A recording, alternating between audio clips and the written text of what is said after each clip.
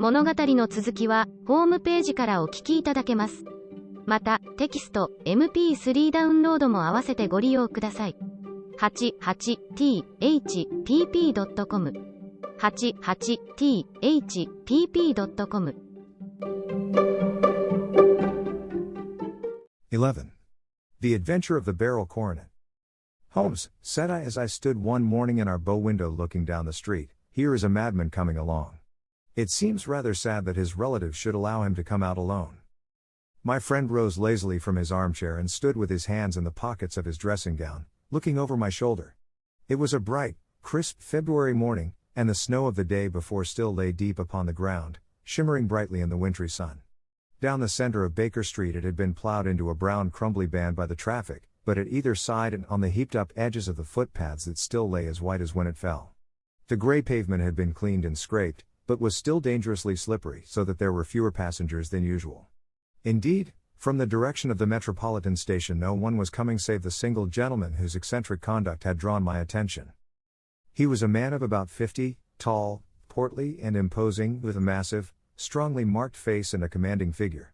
He was dressed in a somber yet rich style, in black frock coat, shining hat, neat brown gaiters, and well-cut pearl gray trousers. Yet his actions were in an absurd contrast to the dignity of his dress and features, for he was running hard, with occasional little springs, such as a weary man gives who is little accustomed to set any tax upon his legs. As he ran he jerked his hands up and down, waggled his head, and writhed his face into the most extraordinary contortions. "What on earth can be the matter with him?" I asked. "He is looking up at the numbers of the houses." "I believe that he is coming here," said Holmes, rubbing his hands. "Here?" "Yes, I rather think he is coming to consult me professionally. I think that I recognize the symptoms." "Ha! Did I not tell you?" As he spoke, the man, puffing and blowing, rushed at our door and pulled at our bell until the whole house resounded with the clanging.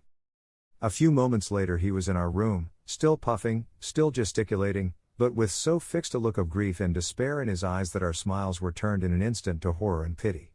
For a while he could not get his words out, but swayed his body and plucked at his hair like one who has been driven to the extreme limits of his reason. Then, suddenly springing to his feet, he beat his head against the wall with such force that we both rushed upon him and tore him away to the center of the room. Sherlock Holmes pushed him down into the easy-chair and, sitting beside him, patted his hand and chatted with him in the easy, soothing tones which he knew so well how to employ. "You have come to me to tell your story, have you not?" said he. "You are fatigued with your haste. Pray wait until you have recovered yourself, and then I shall be most happy to look into any little problem which you may submit to me." The man sat for a minute or more with a heaving chest, fighting against his emotion. Then he passed his handkerchief over his brow, set his lips tight, and turned his face towards us. "No doubt you think me mad?" said he. "I see that you have had some great trouble," responded Holmes. "God knows I have. A trouble which is enough to unseat my reason, so sudden and so terrible is it. Public disgrace I might have faced, although I am a man whose character has never yet borne a stain.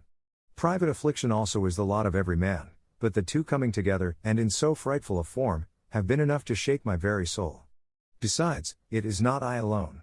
The very noblest in the land may suffer unless some way be found out of this horrible affair."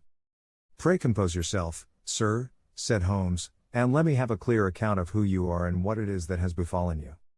"My name," answered our visitor, "is probably familiar to your ears. I am Alexander Holder, of the banking firm of Holder and Stevenson, of Threadneedle Street." The name was indeed well known to us as belonging to the senior partner in the second largest private banking concern in the City of London. What could have happened, then, to bring one of the foremost citizens of London to this most pitiable pass? We waited, all curiosity, until with another effort he braced himself to tell his story. "I feel that time is of value," said he, "that is why I hastened here when the police inspector suggested that I should secure your cooperation. I came to Baker Street by the Underground and hurried from there on foot, for the cabs go slowly through this snow. That is why I was so out of breath, for I am a man who takes very little exercise. I feel better now, and I will put the facts before you as shortly and yet as clearly as I can. It is, of course, well known to you that in a successful banking business as much depends upon our being able to find remunerative investments for our funds as upon our increasing our connection and the number of our depositors. One of our most lucrative means of laying out money is in the shape of loans, where the security is unimpeachable.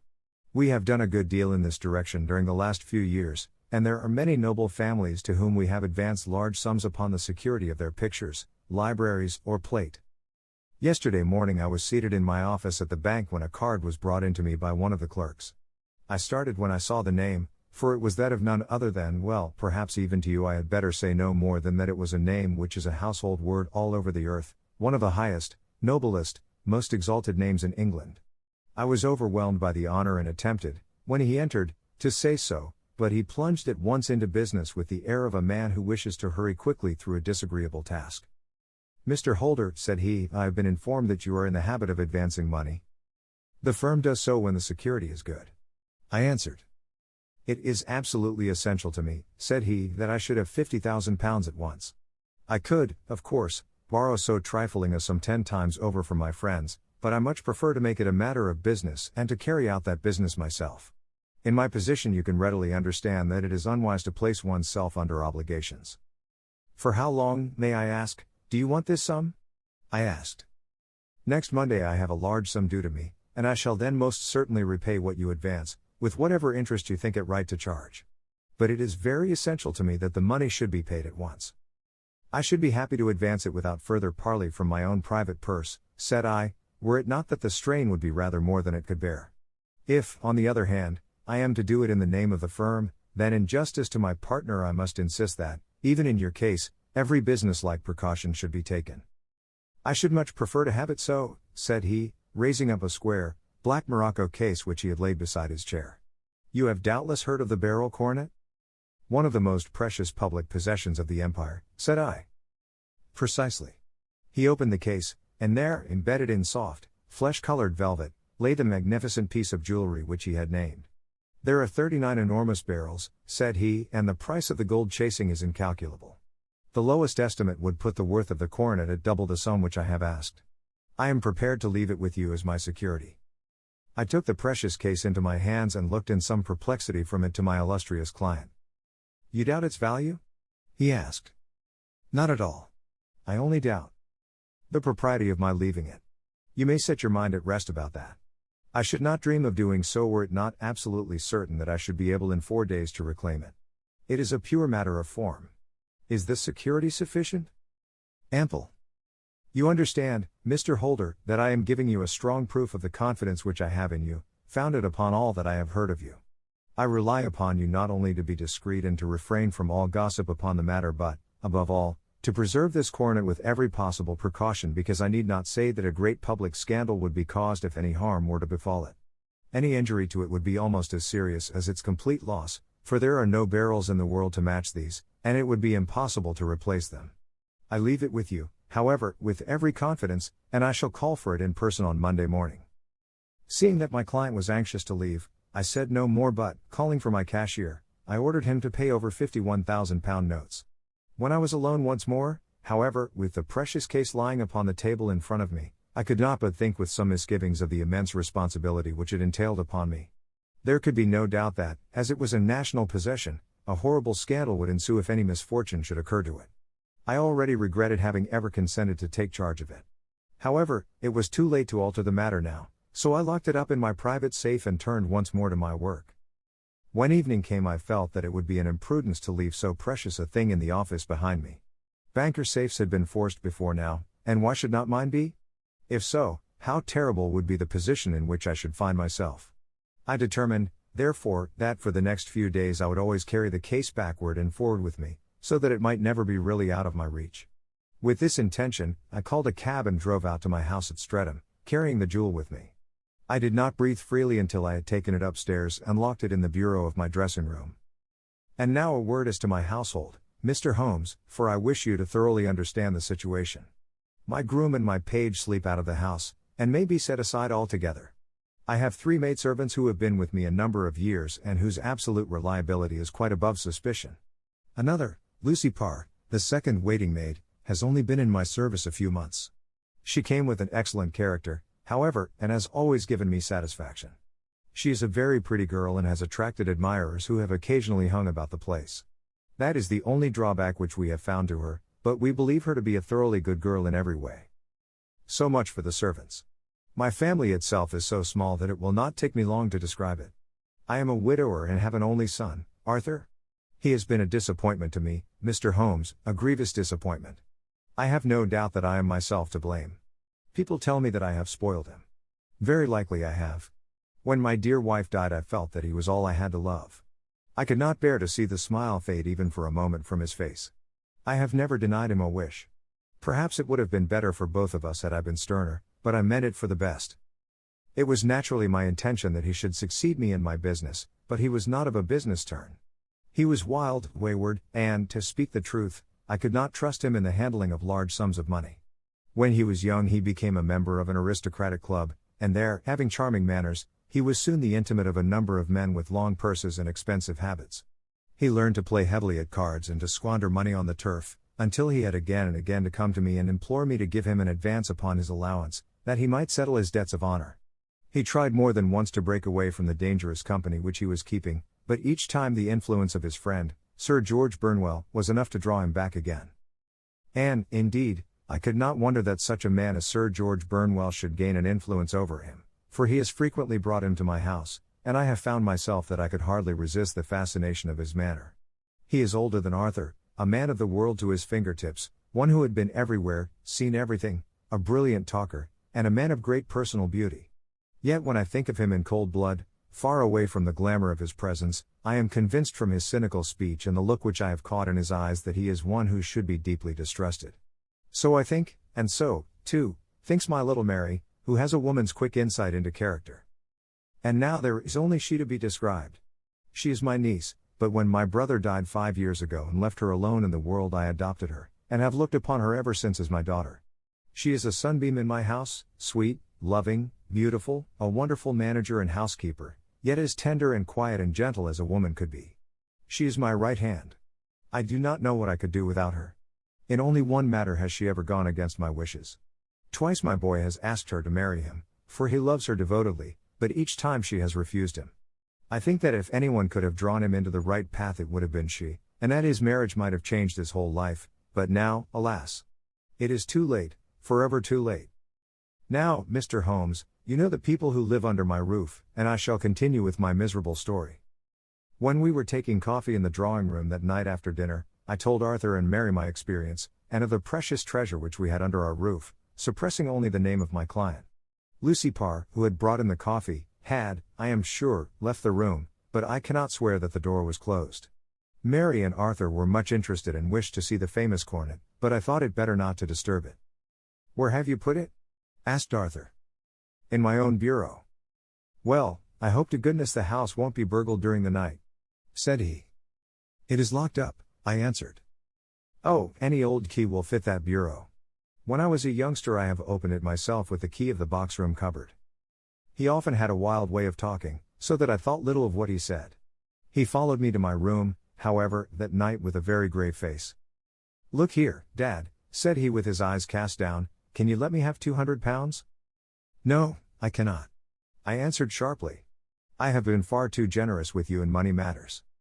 "You have been very kind," said he, "but I must have this money, or else I can never show my face inside the club again."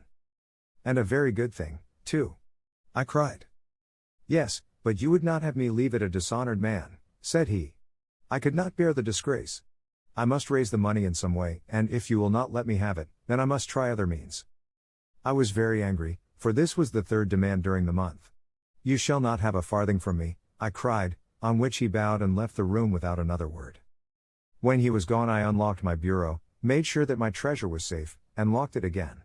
Then I started to go round the house to see that all was secure, a duty which I usually leave to Mary but which I thought it well to perform myself that night. As I came down the stairs I saw Mary herself at the side window of the hall, which she closed and fastened as I approached. "Tell me, Dad," said she, looking, I thought, a little disturbed, "did you give Lucy, the maid, leave to go out tonight?" "Certainly not. She came in just now by the back door. I have no doubt that she has only been to the side gate to see someone, but I think that it is hardly safe and should be stopped. You must speak to her in the morning, or I will if you prefer it. Are you sure that everything is fastened?" "Quite sure, Dad." "Then, good night." I kissed her and went up to my bedroom again, where I was soon asleep. I am endeavoring to tell you everything, Mr. Holmes, which may have any bearing upon the case, but I beg that you will question me upon any point which I do not make clear. On the contrary, your statement is singularly lucid. I come to a part of my story now in which I should wish to be particularly so. I am not a very heavy sleeper, and the anxiety in my mind tended, no doubt, to make me even less so than usual. About 2 a.m, then, I was awakened by some sound in the house. It had ceased ere I was wide awake, but it had left an impression behind it as though a window had gently closed somewhere. I lay listening with all my ears. Suddenly, to my horror, there was a distinct sound of footsteps moving softly in the next room. I slipped out of bed, all palpitating with fear, and peeped round the corner of my dressing-room door. "Arthur!" I screamed, "you villain! You thief! How dare you touch that cornet?" The gas was half up, as I had left it, and my unhappy boy, dressed only in his shirt and trousers, was standing beside the light, holding the cornet in his hands. He appeared to be wrenching at it, or bending it with all his strength. At my cry he dropped it from his grasp and turned as pale as death. I snatched it and examined it. One of the gold corners, with 3 of the barrels in it, was missing. "You blackguard!" I shouted, beside myself with rage. "You have destroyed it. You have dishonored me forever. Where are the jewels which you have stolen?" "Stolen?" he cried. "Yes, thief!" I roared, shaking him by the shoulder. "There are none missing." "There cannot be any missing," said he. "There are 3 missing. And you know where they are. Must I call you a liar as well as a thief? Did I not see you trying to tear off another piece?" "You have called me names enough," said he. "I will not stand it any longer. I shall not say another word about this business, since you have chosen to insult me. I will leave your house in the morning and make my own way in the world." "You shall leave it in the hands of the police," I cried, half mad with grief and rage. "I shall have this matter probed to the bottom." "You shall learn nothing from me," said he with a passion such as I should not have thought was in his nature. "If you choose to call the police, let the police find what they can." By this time the whole house was astir, for I had raised my voice in my anger. Mary was the first to rush into my room, and, at the sight of the cornet and of Arthur's face, she read the whole story and, with a scream, fell down senseless on the ground. I sent the housemaid for the police and put the investigation into their hands at once. When the inspector and a constable entered the house, Arthur, who had stood sullenly with his arms folded, asked me whether it was my intention to charge him with theft. I answered that it had ceased to be a private matter, but had become a public one since the ruined cornet was national property. I was determined that the law should have its way in everything. "At least," said he, "you will not have me arrested at once. It would be to your advantage as well as mine if I might leave the house for 5 minutes. That you may get away, or perhaps that you may conceal what you have stolen," said I, and then, realizing the dreadful position in which I was placed, I implored him to remember that not only my honor but that of one who was far greater than I was at stake, and that he threatened to raise a scandal which would convulse the nation. He might avert it all if he would but tell me what he had done with the 3 missing stones.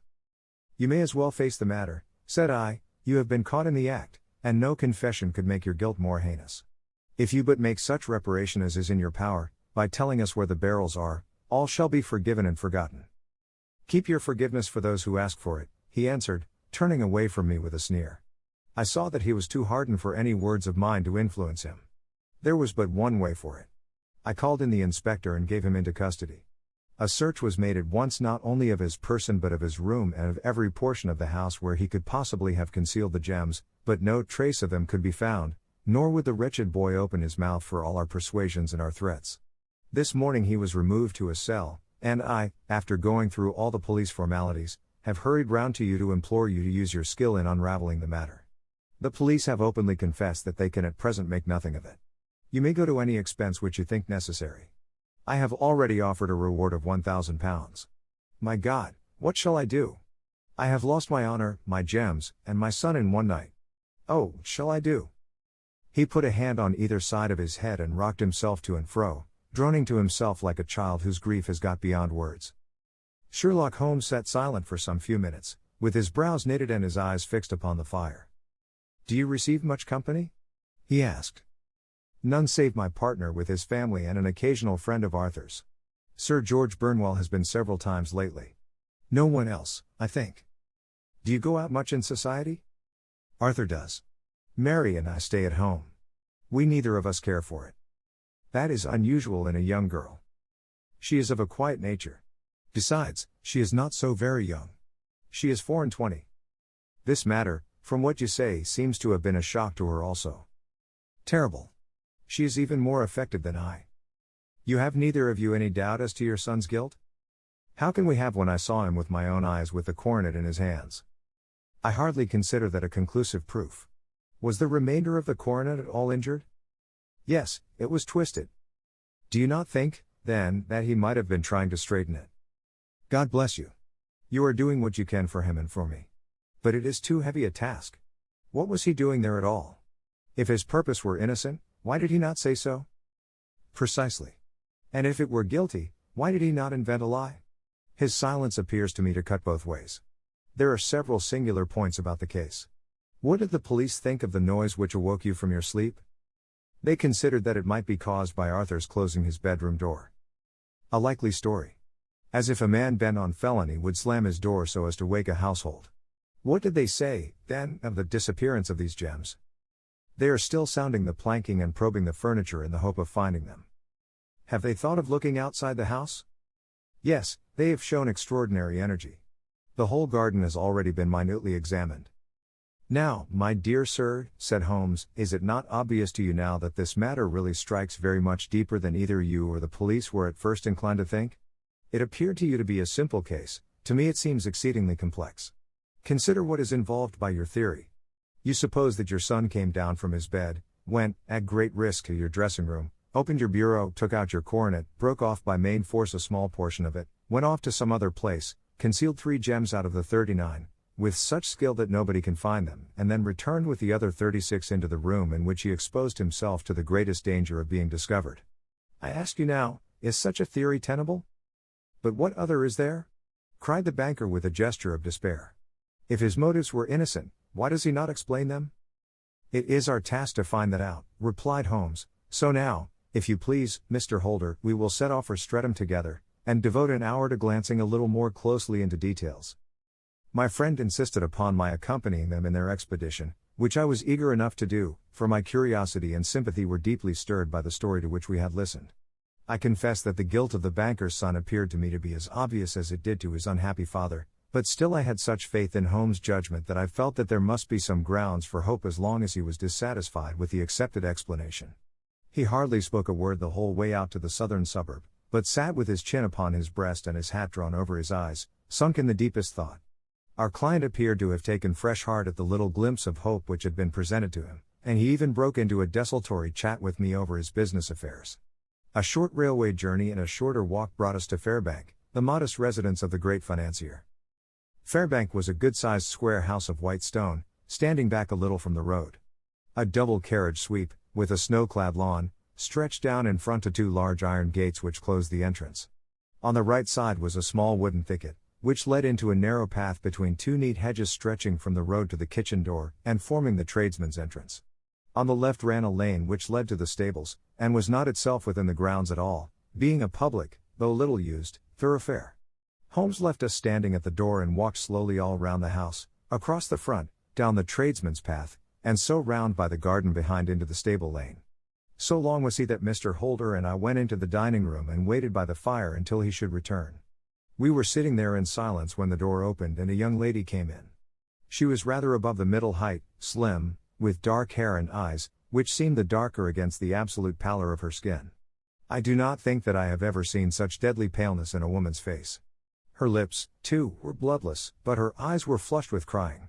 As she swept silently into the room she impressed me with a greater sense of grief than the banker had done in the morning, and it was the more striking in her as she was evidently a woman of strong character, with immense capacity for self-restraint.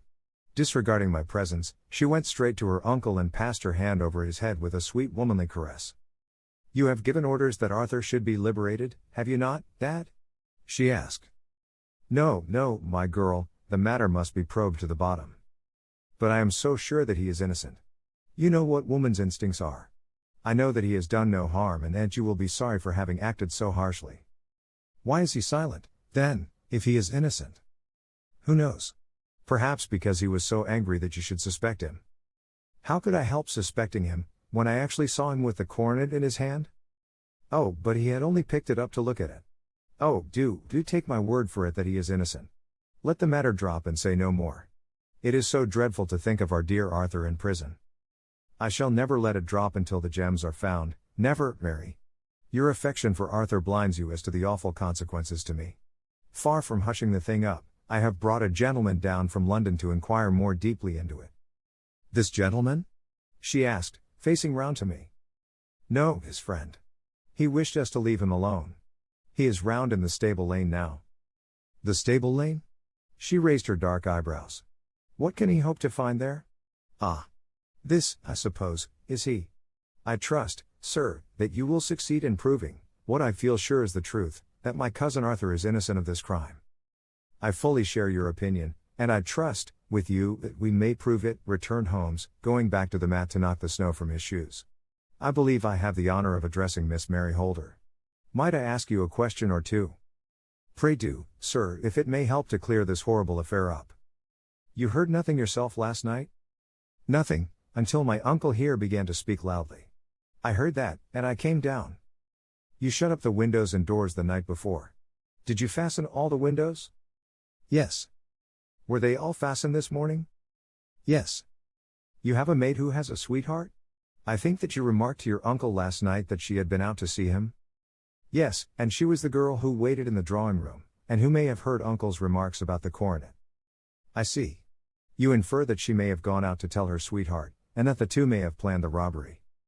But what is the good of all these vague theories, cried the banker impatiently, when I have told you that I saw Arthur with the coronet in his hands? Wait a little, Mr. Holder. We must come back to that. About this girl, Miss Holder. You saw her return by the kitchen door, I presume? Yes, when I went to see if the door was fastened for the night I met her slipping in. I saw the man, too, in the gloom. Do you know him? Oh, yes. He is the greengrocer who brings our vegetables round. His name is Francis Prosper. He stood, said Holmes, to the left of the door, that is to say, farther up the path than is necessary to reach the door? Yes, he did. And he is a man with a wooden leg? Something like fear sprang up in the young lady's expressive black eyes. Why, you are like a magician, said she.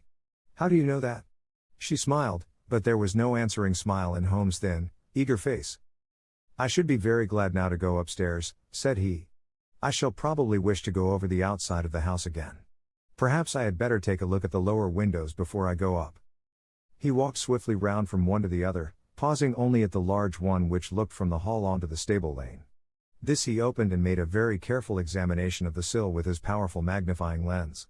Now we shall go upstairs, said he at last.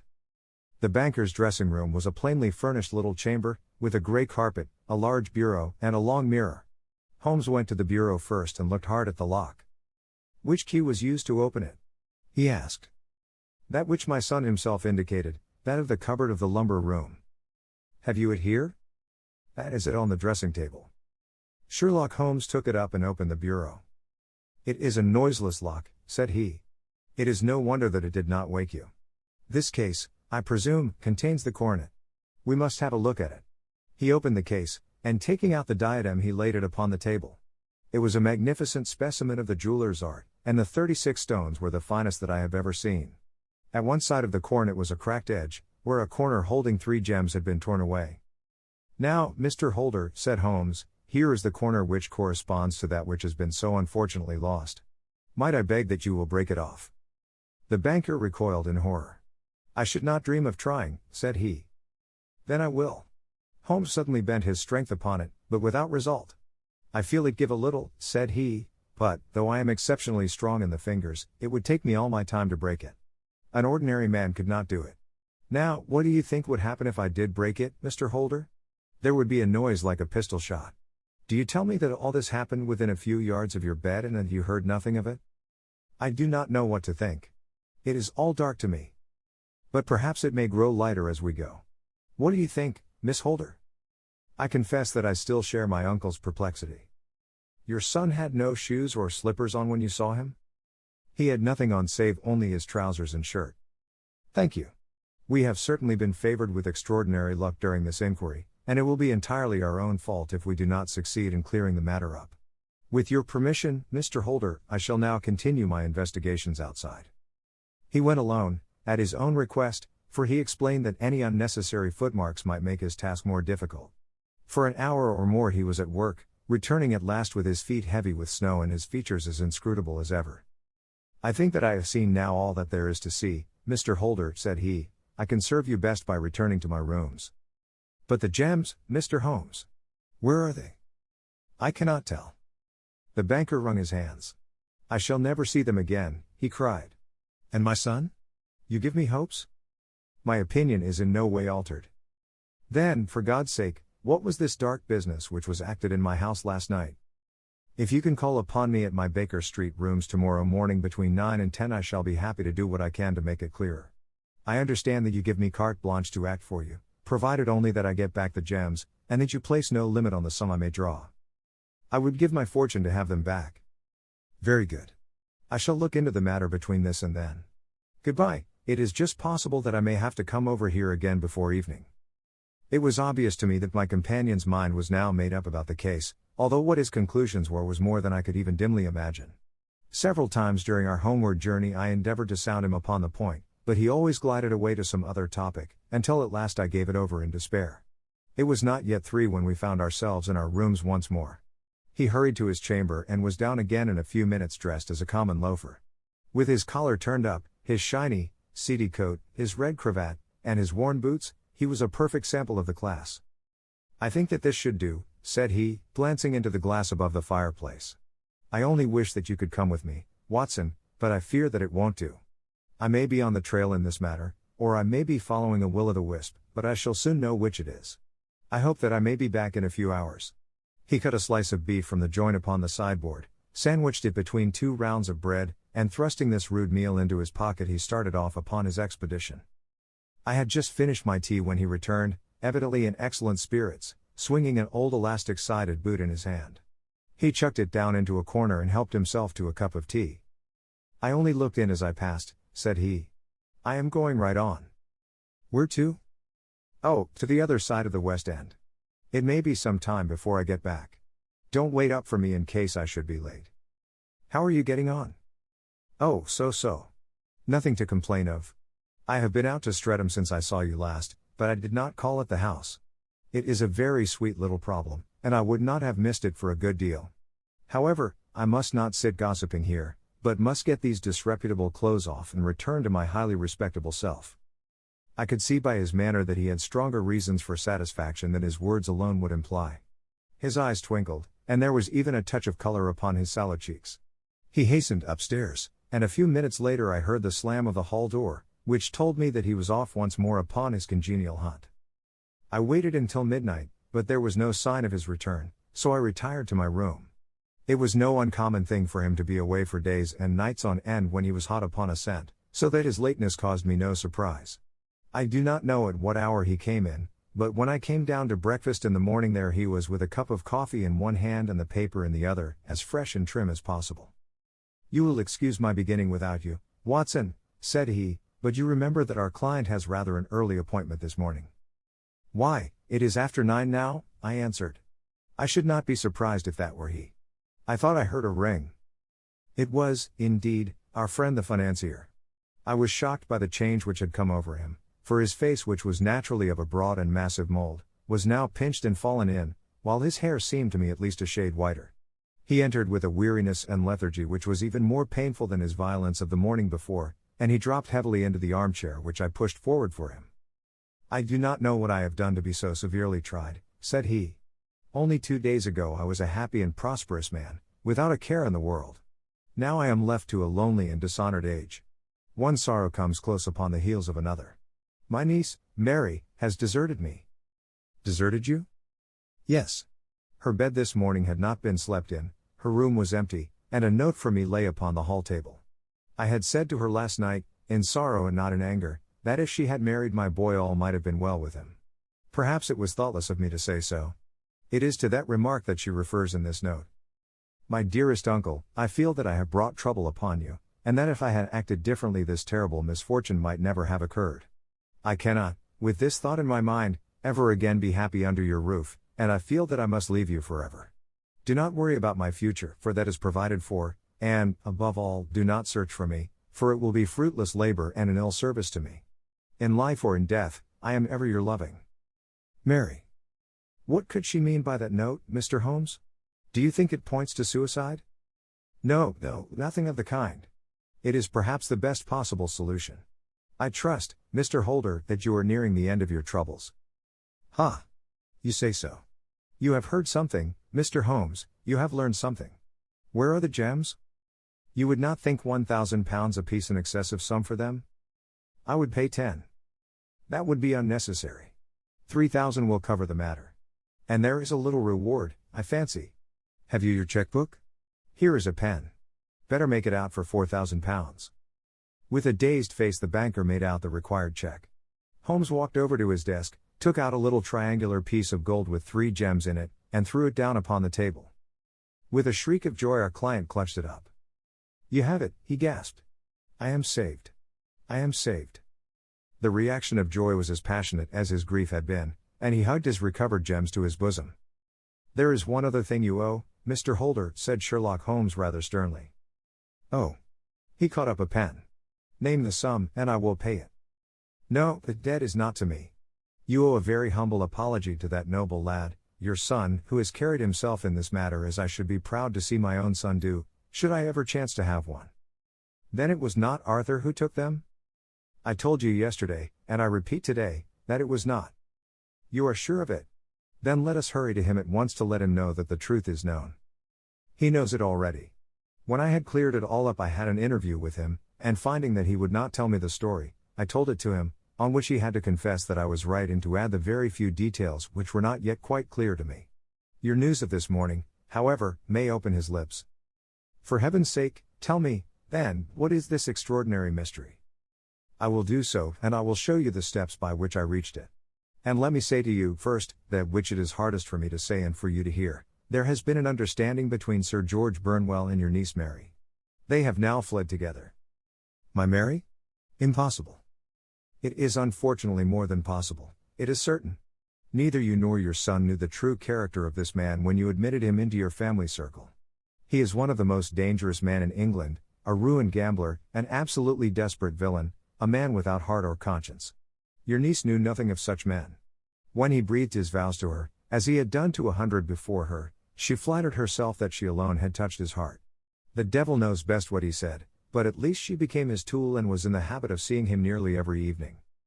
I cannot, and I will not, believe it, cried the banker with an ashen face. I will tell you, then, what occurred in your house last night.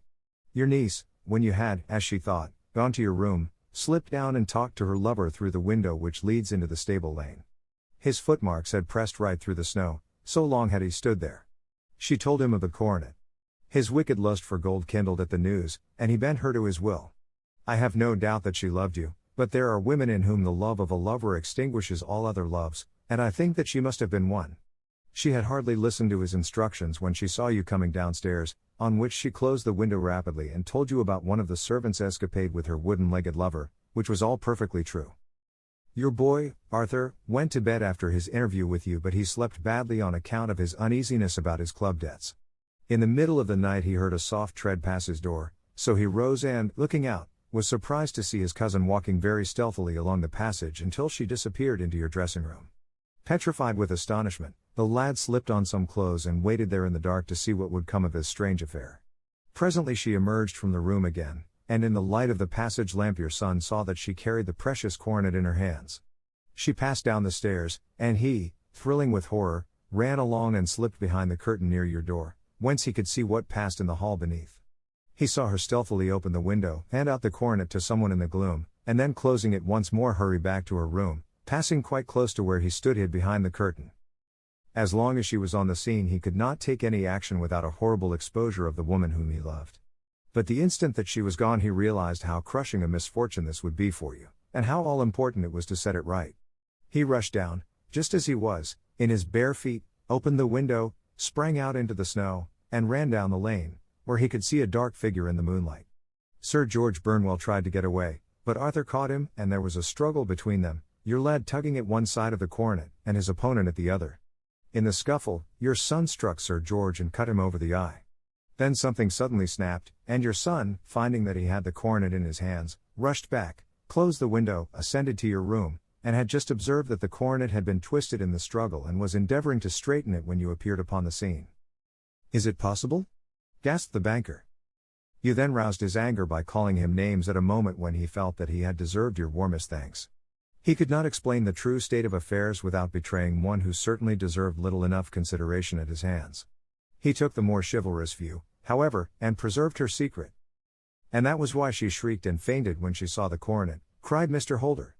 "Oh my God! What a blind fool I have been! And his asking to be allowed to go out for 5 minutes. The dear fellow wanted to see if the missing piece were at the scene of the struggle. How cruelly I have misjudged him." "When I arrived at the house," continued Holmes, "I at once went very carefully round it to observe if there were any traces in the snow which might help me. I knew that none had fallen since the evening before, and also that there had been a strong frost to preserve impressions. I passed along the tradesman's path, but found it all trampled down and indistinguishable. Just beyond it, however, at the far side of the kitchen door, a woman had stood and talked with a man, whose round impressions on one side showed that he had a wooden leg. I could even tell that they had been disturbed, for the woman had run back swiftly to the door, as was shown by the deep toe and light heel marks, while wooden leg had waited a little and then had gone away. I thought at the time that this might be the maid and her sweetheart, of whom you had already spoken to me, and inquiry showed it was so. I passed round the garden without seeing anything more than random tracks, which I took to be the police, but when I got into the stable lane a very long and complex story was written in the snow in front of me. There was a double line of tracks of a booted man, and a second double line which I saw with delight belonged to a man with naked feet. I was at once convinced from what you had told me that the latter was your son. The first had walked both ways, but the other had run swiftly, and as his tread was marked in places over the depression of the boot, it was obvious that he had passed after the other. I followed them up and found they led to the hall window, where Boots had worn all the snow away while waiting. Then I walked to the other end, which was 100 yards or more down the lane. I saw where Boots had faced round, where the snow was cut up as though there had been a struggle, and, finally, where a few drops of blood had fallen, to show me that I was not mistaken.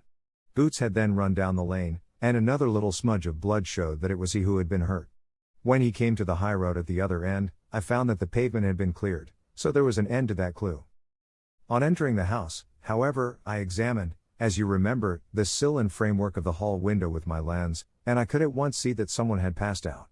I could distinguish the outline of an instep where the wet foot had been placed in coming in. I was then beginning to be able to form an opinion as to what had occurred. A man had waited outside the window, someone had brought the gems, the deed had been overseen by your son, he had pursued the thief, had struggled with him, they had each tugged at the coronet, their united strength causing injuries which neither alone could have effected. He had returned with the prize, but had left a fragment in the grasp of his opponent. So far I was clear. The question now was, who was the man and who was it brought him the coronet?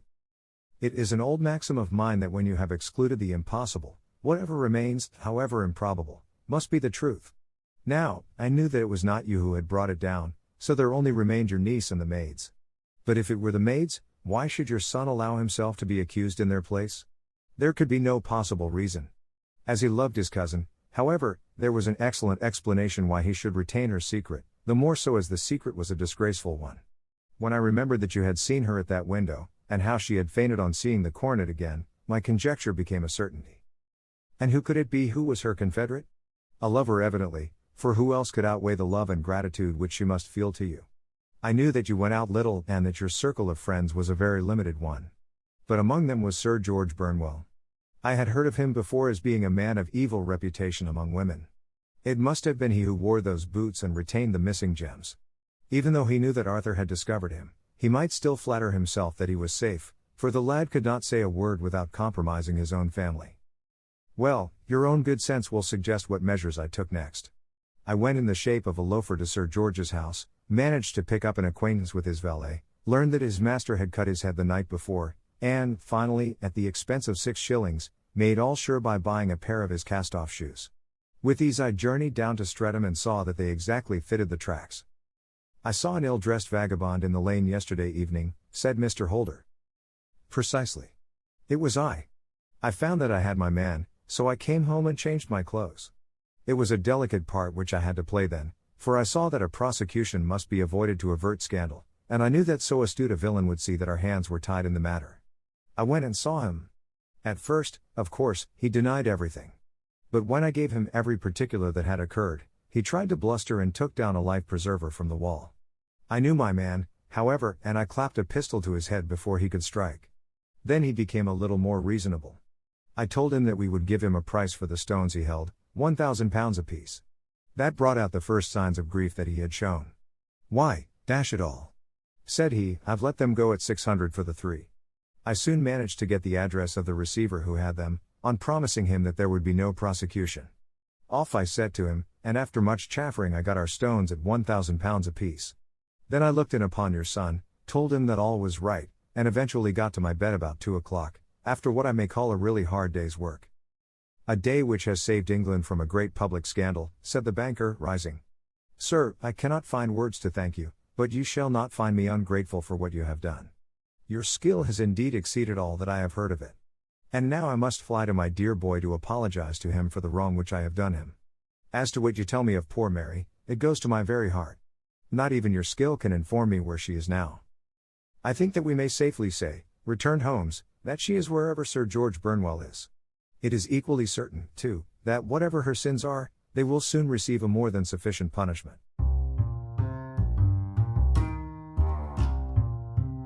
次回のこの物語の最終回はホームページよりお聞きいただけます。ポッドキャストでは配信されません。ホームページより物語の結末をお楽しみください。88thpp.com 88thpp.com 英語聞き流しリスニング